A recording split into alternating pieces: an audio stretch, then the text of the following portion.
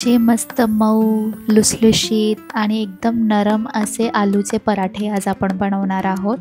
तर त्यासाठी त्याची कृती काय आहे ती मी तुम्हाला दाखवते। तर मग आपण एका परातीमध्ये उकडलेले बटाटे टाकूयात।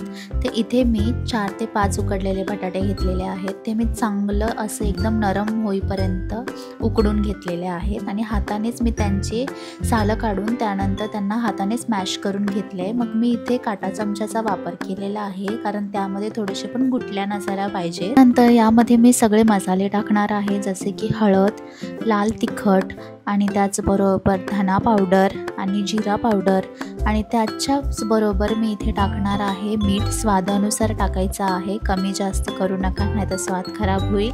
त्याचबरोबर मी इथे बारीक चिरलेली कोथिंबीर सुद्धा टाकली आणि एक हिरवी मिरची मी कापून टाकली। हे तुम्ही स्किप पण करू शकता।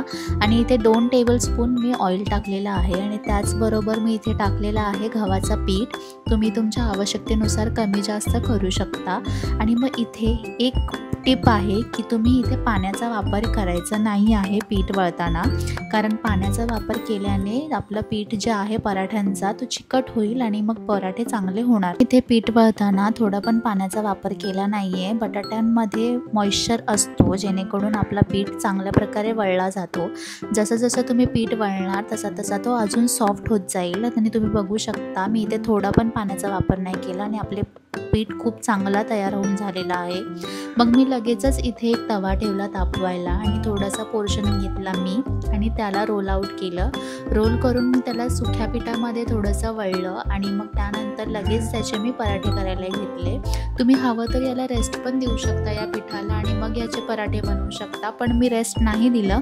मी लगेचच पीठ वळून त्याचे पराठे करायला घेतले, कारण इतका सॉफ्ट असा हा पीठ असतो जेणेकरून तुमचे पराठे खूप इझिली रेडी होतात। हे लाटताना एक गोष्ट लक्षात ठेवायची आहे की तुम्हाला हलक्या हाताने पराठे लाटायचे। जर तुम्ही जास्त जोर लावून पराठे लाटणार तर ते तुटू शकतात किंवा फुटू शकतात, म्हणून पराठे लाटताना तुम्ही हळूवार त्याला लाटायचे।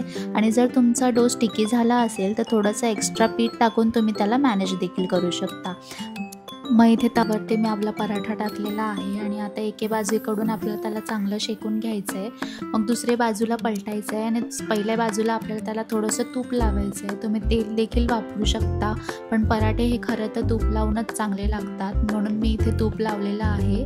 ज्याची त्याची आवड असते, तुम्हाला जसं चांगलं वाटतं तसं करा। मग तूप लावून झाल्यानंतर आपण त्याला पलटी करूयात आणि दुसऱ्या बाजूला देखील आपण थोडंसं तूप लावूयात। आवश्यकतेनुसार तुम्ही लावा, नंतर खाताना तुम्ही वरून देखील टाकून खाऊ शकता। अत्यंत सुबक असे हे चांगले पराठे होतात।